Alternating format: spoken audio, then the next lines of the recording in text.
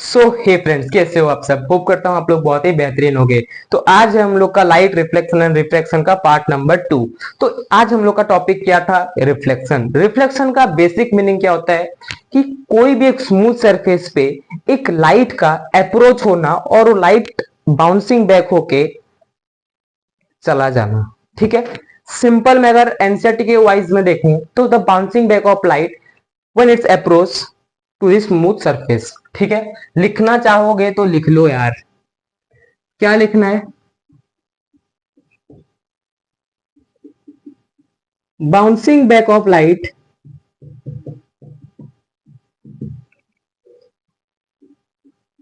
When it approaches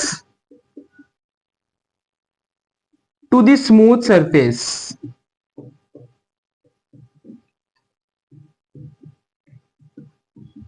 मेरा handwriting में भी तुमको समझ में ना आए, मगर मैं जो बोल रहा हूं मेरे ध्वनि को सुनो और अपने रॉप कॉप में लिखते जाओ। ठीक है, उसके बाद रिफ्लेक्शन का मतलब पता चल गया। देन आते हैं लॉ ऑफ रिफ्लेक्शन में। ठीक है, लॉ ऑफ रिफ्लेक्शन क्या बोलता है?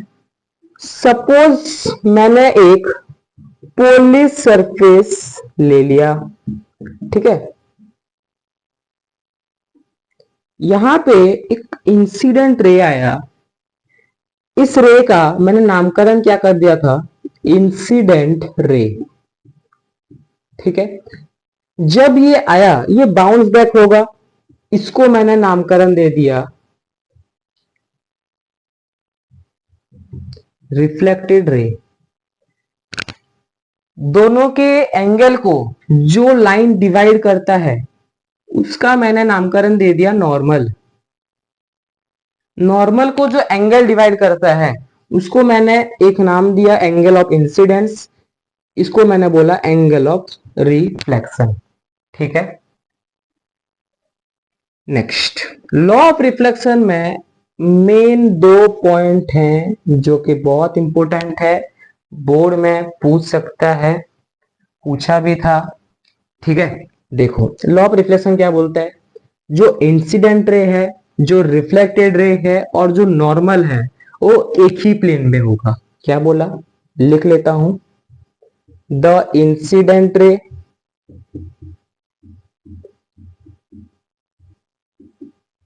the reflected ray and the normal all lie या फिर all in the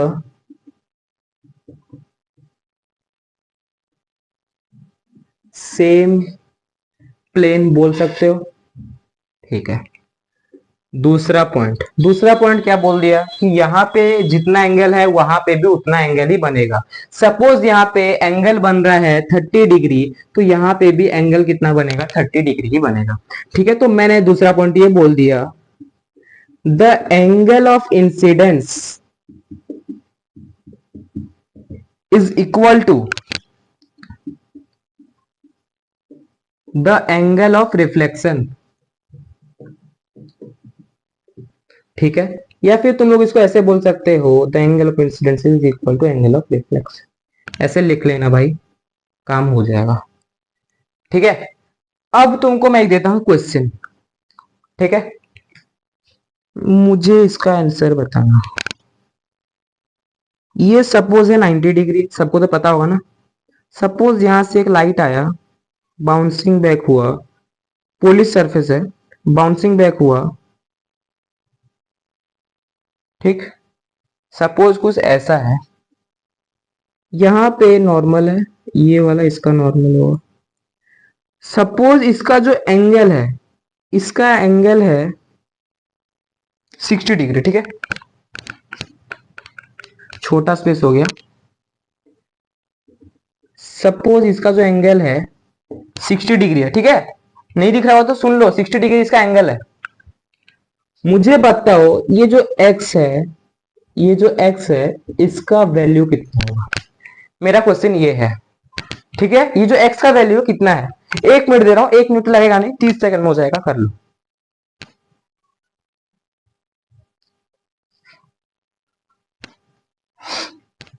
हो गया। मैं अगर सीधा देख के बोलूं ना यार, एक्स का वैल्यू पता है कितना होगा?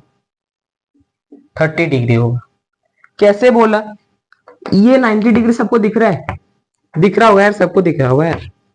ये 60 डिग्री है, तो मैं बोला कि the angle of incidence is equal to angle of reflection, तो ये वाला भी 60 डिग्री हो जाएगा। अच्छे से देखो, ये वाला कितना था? 90 डिग्री था। टोटल 90 डिग्री है, ये 60 डिग्री है, तो 90 माइनस 60 30 डिग्री हुआ। ठीक है, पहला स्टेप कितना हुआ? ये जो एंगल बना ये कितना बना? 30 डिग्री बना।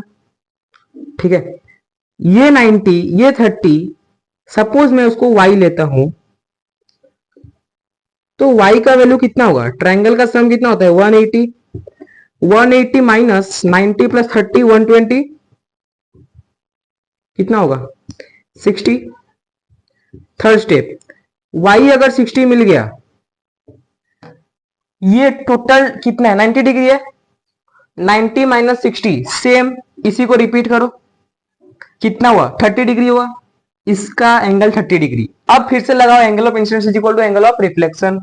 ये 30 है तो ये भी 30 होगा, तो x इज इक्वल टू 30। ठीक है, समझ गया ना यार? ये 60 था, ये 90 था। ठीक है, 60 है तो ये वाला भी एंगल 60 होगा। मैंने बोला था angle of incidence is equal to angle of reflection.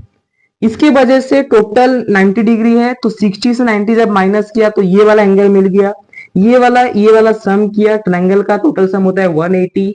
90 plus 30 होता है 120, तो एंगल आया 60 डिग्री। अगर ये 60 डिग्री है, ये 90 डिग्री है, तो 90 माइनस 60 30 बना, तो ये वाला एंगल जो है ये वाला एंगल के साथ समान है या फिर बराबर है, तो x इज इक्वल टू 30। ठीक है,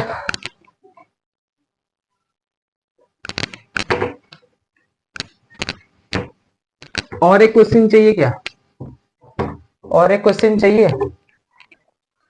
और एक क्वेश्चन चाहिए तो बताओ, देंगे और एक क्वेश्चन। उसके बाद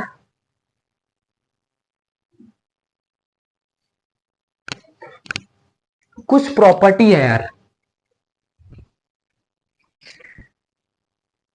हेडिंग डाल के लिखो, इमेज फॉर्म्ड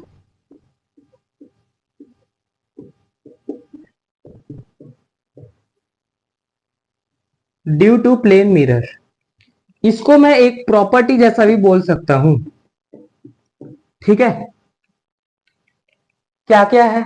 जो इमेज फॉर्म होगा प्लेन मिरर में, वो कैसे कैसे होगा? पहला चीज, ये अगर कैमरा मिरर है तो मैं अगर सामने खड़ा हूं, क्या मेरा साइज बड़ा हो जा रहा है? क्या मेरा साइज छोटा हो जा रहा है? नहीं। तो सेम साइज होगा या फिर सेम हाइट। नेक्स्ट, मैं अगर मिरर से इतने डिस्टेंस पे खड़ा हूं, तो मिरर पे भी जो डिस्टेंस आएगा उतने ही गैप में आएगा। ठीक है, तो सेम डिस्टेंस में आएगा। ठीक है, नेक्स्ट, तीसरा। तीसरा क्या होगा? तीसरा हमारा जो होगा, जो इमेज आएगा वो अपराइट आएगा। इमेज जो आएगा वो कैसा आएगा? अपराइट। अच्छा, अगर मैं इसको थोड़ा मॉडिफाई करके लिखूं, इसको मैं बोलता हूं वर्चुअल प्लस इरेक्ट। ठीक है, इरेक्ट का मतलब क्या होता है? अपराइट। ठीक है, नेक्स्ट, चौथा है लेटरल इन्वर्टेड। इसका सब मीनिंग क्या है यार? कंफ्यूजन लग रहा होगा ना। देखो, सेम साइज तो होगा, पता चल गया, सेम डिस्टेंस होगा, पता हो गया। वर्चुअल प्लस इरेक्ट, एक ट्रिक बताता हूं। ट्रिक है, ट्रिक मतलब यार वो ऐसे होता है, अगर कहीं पे वर्चुअल है तो वो अपराइट होगा। ठीक है, मतलब इरेक्ट होगा। अगर कहीं पे रियल है इसका आएगा यार, आगे जब जाओगे ना इसका भाई टर्म्स बहुत आएगा, virtual real, virtual image, real image. अगर रियल है तो ओ क्या होगा, इन्वर्टेड, इन्वर्टेड होगा ना। एक मिनट रुको, मार्कर चेंज करता हूं। ठीक है, वर्चुअल है तो इरेक्ट होगा, रियल है तो इन्वर्टेड होगा। क्लियर, बस इतना जान लो, इतना जान लो। अच्छा, ये जो टर्म है लेटरल इन्वर्टेड, ये है क्या यार। अच्छा, मैं बता रहा हूं, जब तुम कार पे जा रहे हो कहीं पे, ठीक है, कार का जो शीशा है उस पे सपोज पीछे से एक एम्बुलेंस आ रहा है, ठीक है, एम्बुलेंस पे देखना, जो उसका जो वर्डिंग होगा, एम्बुलेंस का जो वर्डिंग होगा वो उल्टा लिखा होगा। क्यों, क्योंकि जब गाड़ी कोई चला रहा है, पीछे से जब भी एम्बुलेंस आएगा तो जो मिरर में ना, मिरर में एम्बुलेंस का जो लेटर होगा वो एम्बुलेंस सीधा ही दिखाई देगा। इसलिए तो बोला कि जो इमेज, प्लेन मिरर में जो इमेज होगा वो वर्चुअल प्लस इरेक्ट होगा, हमेशा अपराइट होगा। तुम एक काम करो, अभी करो, एक प्लेन पेपर लो जिसमें उल्टा ए लिख दो, मिरर के सामने जाओ, वो पेपर को ऐसे दिखाओ, मिरर में ना सीधा ए दिखाई देगा, उसी को ही मैं बोलता हूं लेटरल इन्वर्टेड। अगर मैं यहां पे लिख लो एग्जाम्पल एम्बुलेंस, ठीक है, लिख लो, खुद से लिख लो, ठीक है, ठीक है, एग्जाम्पल लिख लो यार, पता चला कंफ्यूजन हो गया बाद में। ठीक है, तो ये पूछे तो बोल सकते हो ना। ठीक है, नेक्स्ट पढ़ेंगे, हम लोग का नेक्स्ट टॉपिक है स्फेरिकल मिरर। ठीक है, नेक्स्ट टॉपिक हम लोग का क्या है, स्फेरिकल मिरर। अच्छा, आज हम लोग रूल्स पढ़ेंगे, रूल्स तक। नेक्स्ट हेडिंग दो स्फेरिकल मिरर। उतना तो क्लियर हो गया ना जितना बताया।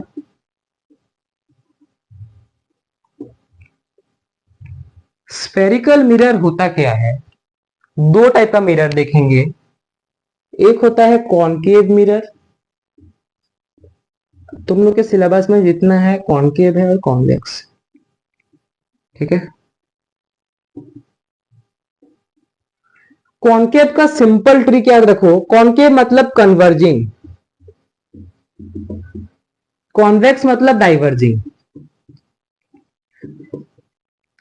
कॉनकेव मिरर में कन्वर्ज हो जाएगा, कॉनकेव कॉन्वेक्स मिरर में डाइवर्ज हो जाएगा। ठीक है, अच्छा, अब कंफ्यूज होगा कि कॉनकेव मिरर कौन सा है और कॉन्वेक्स मिरर कौन सा है। बता रहा हूं, देखो,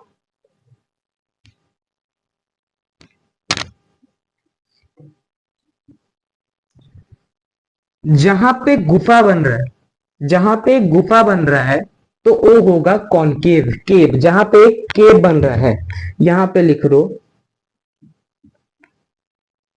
केव जहां पे बन रहा है, और उसका ऑपोजिट ऑब्वियसली कॉन्वेक्स होगा। जहां पे केव बन रहा है कॉनकेव, जहां पे केव नहीं बन रहा है वो होगा कॉन्वेक्स। सिंपल, याद हो गया ना। देन इस पे कुछ टर्म्स हैं, जैसे कि इसको, देखो, जैसे कि इसको मैंने बोल दिया प्रिंसिपल फोकस, ठीक है, इसको मैंने बोला सेंटर ऑफ कर्वेचर। ये जो लाइन है, ध्यान से सुनो, ये जो लाइन है इसको मैंने बोला, ये जो एक्सिस है प्रिंसिपल एक्सिस। ठीक है, तो सेम यहां पे भी होगा ना प्रिंसिपल एक्सिस,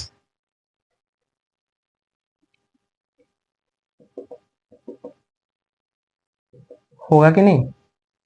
सेम यहां पे ऐसे principal focus, centre of curvature होगा, होगा कि नहीं। ठीक, एक मिनट रुको, सही है ना यार। ठीक है, अब यहां से यहां के डिस्टेंस को मैंने एक नामकरण दे दिया, सेंटर ऑफ कर्वेचर से पी पॉइंट को,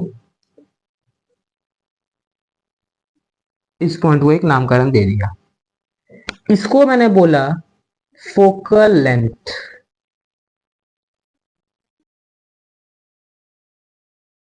सी से पी पॉइंट को मैंने बोला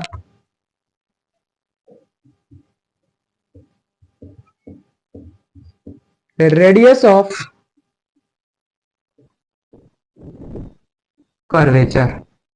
सेम यहां पे भी होगा, ये पी पॉइंट से यहां तक के डिस्टेंस को मैंने बोला रेडियस ऑफ कर्वेचर, उसको मैं डिनोट करता हूं आर से यहां के डिस्टेंस को मैंने बोला focal length, F L, focal length.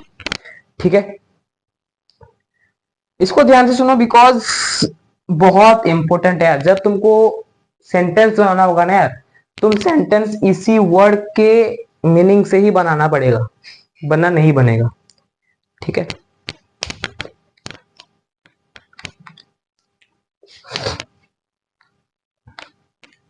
अच्छा एनसीईआरटी में देखे होगे ये वाले जो लाइन है ना, ये इमेजिनरी लाइन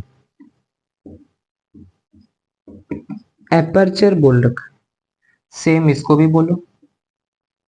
ठीक है, अगर मैं इसका एक एक अगर डेफिनेशन लिखा दूं, प्रिंसिपल एक्सिस समझ रहे होगे, जो एक्सिस है उसको मैंने प्रिंसिपल एक्सिस बोला। सेंटर ऑफ कर्वेचर इसको मैंने क्या बोला, सेंटर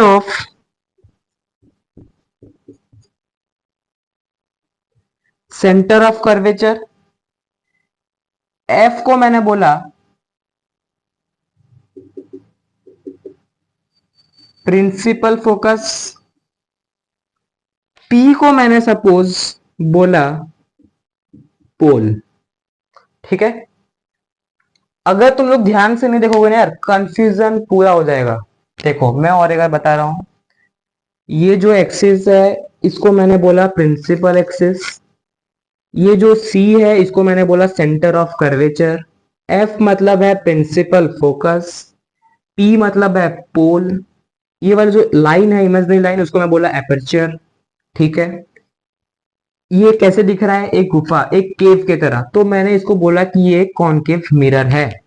ठीक है, सेंटर ऑफ कर्वेचर और जो पोल की जो डिस्टेंस है उसको मैंने बोला रेडियस ऑफ कर्वेचर, जिसको मैंने डिनोटेड किया आर से।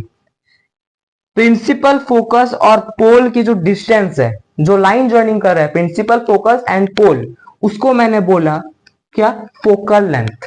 ठीक है, सेम चीज यहीं पे, ये है पोल, ये है प्रिंसिपल फोकस, ये है radius, sorry centre of curvature. यहां से ये वाले डिस्टेंस को मैंने बोला रेडियस ऑफ कर्वेचर, यहां से पी और एफ पॉइंट को जो ज्वाइनिंग कर रहा है लाइन, उसको मैंने बोला फोकल लेंथ। ये वाला है प्रिंसिपल फोकस, सेम इसी तरह ये वाला भी लिख लेना। ठीक है, अब देखते हैं रूल्स के बारे में। फिक्स रूल्स तो अभी बताए थे यार, नहीं यार और रूल्स नहीं। अरे तो कौन सा रूल्स, अरे देखो इमेज को जब फॉर्म करोगे ना यार, कितने केस बनते हैं पता है, 6 केस बनते हैं। तो उस 6 केस को बताने से पहले 6 केस बनते हैं। ठीक है, उस केस को बनने के लिए हम लोग कुछ रूल देखते हैं, 4 रूल है। रूल टू ऑब्टेन इमेज,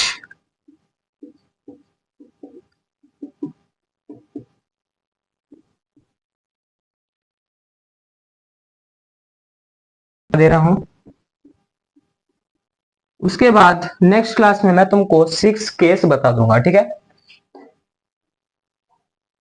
पहले बनाओ कॉनकेव मिरर, ये है कॉन्वेक्स मिरर, यहाँ पे भी कॉनकेव मिरर है, यहाँ पे भी कॉन्वेक्स मिरर है, यहाँ पे भी कॉनकेव मिरर है, यहाँ पे भी कॉन्वेक्स, कॉनकेव, कॉन्वेक्स, दिख रहा है ना, चारों केस एक ही साथ बना रहा हूं।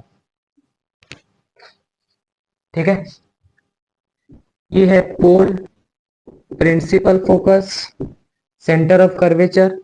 पहले बोला कि जब लाइट रेज पैरेलल आएगा प्रिंसिपल एक्सिस के, ध्यान से सुनो मेरे ध्वनि को, ध्यान से सुनना भी, जब एक लाइट रेज पैरेलल होगा प्रिंसिपल एक्सिस के साथ, वो किधर से पास करेगा, प्रिंसिपल फोकस से पास करेगा।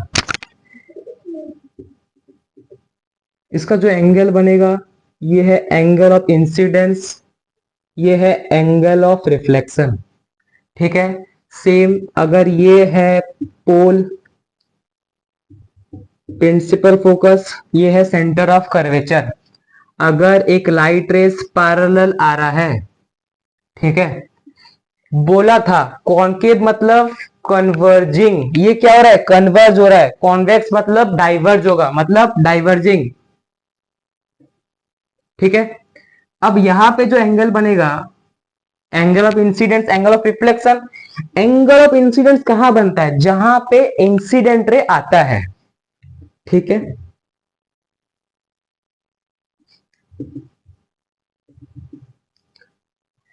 हो गया पहला केस। तीसरा केस देखते हैं, या फिर दूसरा केस बता दो। चलो दूसरा, एक सीक्वेंस में चलते हैं, ठीक है ना।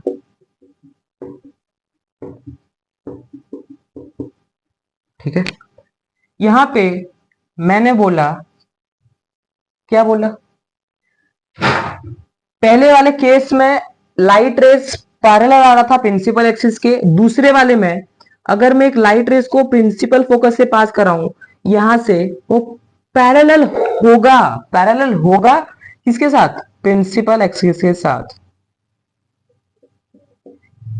ये है इंसिडेंट रे, तो एंगल ऑफ इंसिडेंस ये बनेगा, एंगल ऑफ रिफ्लेक्शन ये बनेगा।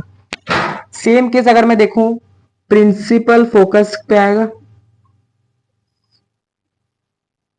डाइवर्ज हो जाएगा, angle of incidence, angle of reflection, इसका डायग्राम इसका डायग्राम बहुत अलग है। Angle of incidence, angle of reflection बहुत डिफरेंट है, ठीक है, ठीक है। तीसरा केस, तीसरा केस पे क्या है, अगर मैं लाइट रेस को सेंटर ऑफ कर्वेचर से पास करा दूं, तो वो सेंटर ऑफ कर्वेचर से ही गुजर जाएगा, ठीक है। इस पे अगर मैं सेंटर ऑफ कर्वेचर से लाइट रेस को पास कर रहा हूं, तो वो उसी वे में रिटर्न बैक हो जाएगा, ठीक है। Next, centre of curvature, focus, pole, पोल,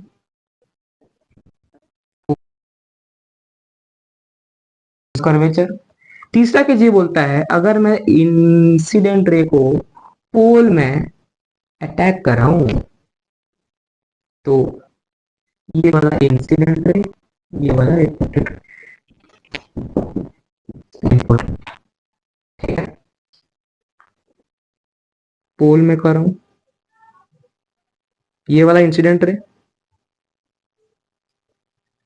चारों केस को अच्छे से डिटेल में लास्ट समझा लेता हूं। नेक्स्ट क्लास में हम लोग समझेंगे 6 केस ऑफ कॉन्वेक्स मिरर कैसे होते हैं, और कॉन्वेक्स मिरर देखो।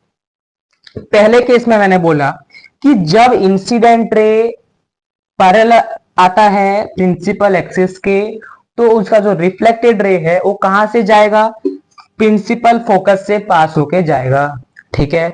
कॉन्वेक्स मिरर में भी सेम। उसके बाद दूसरा केस, दूसरा केस में मैंने बोला कि जब भी मैंने इंसिडेंट रे को फोकस से पास कराया, तो उसका जो रिफ्लेक्टेड रे होगा वो पैरेलल होगा किसके साथ, प्रिंसिपल एक्सिस के साथ।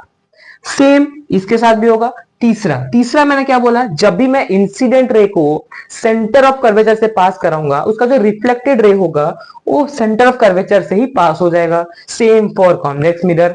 Next, next fourth number case बहुत इंपॉर्टेंट है, भाई पूछता है। फोर्थ नंबर केस क्या बोलता है, अगर मैंने इंसिडेंट रे को पोल से मैंने रिफ्लेक्ट किया, तो उसका जो रिफ्लेक्टेड रे होगा वो कहां से गुजरेगा, एक एंगल ऑफ इंसिडेंस और एंगल ऑफ रिफ्लेक्शन के साथ। जितना इधर एंगल उतना एंगल इधर बनाएगा। सेम फॉर कॉन्वेक्स, ठीक है। ये वाला क्वेश्चन बहुत इंपॉर्टेंट है, मतलब क्वेश्चन यहीं से बनता है अगर बनना हो तो, ठीक है। आज के लिए इतना ही। Thank you, bye bye.